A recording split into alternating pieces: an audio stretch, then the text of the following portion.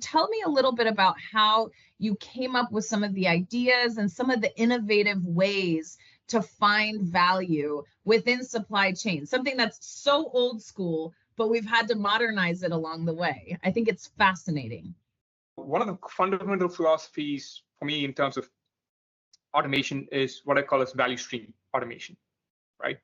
I know generally when you start a proof of concept or a year in, you're starting within a function, you're looking at business problems within a function, say finance, say HR, your merchandising organization, or your supply chain, right? How you sell. I think those are good. That gets you some good wins. But one of the things that we done really well is follow something horizontally across the value stream, right? Meaning, if you want to follow a customer journey and say, hey, how do they buy products? What are their pain points, right? How does that translate into employees being able to help our customers, right? And how does that intersect with the product journey?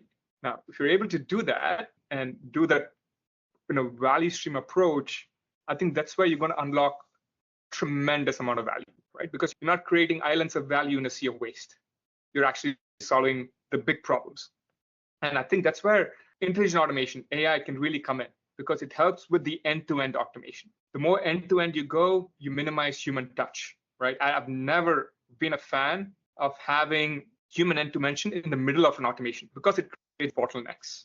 The reason you have human in the middle of an automation, you don't have an end-to-end automation, or you don't trust the automation enough, right? Either are not good places to be. So long story to your question, but I think it's really about understanding your business, surrounding yourself with great people, and just following your value streams from beginning to end, and then figuring out where's the juice for the squeeze. You can't solve everything.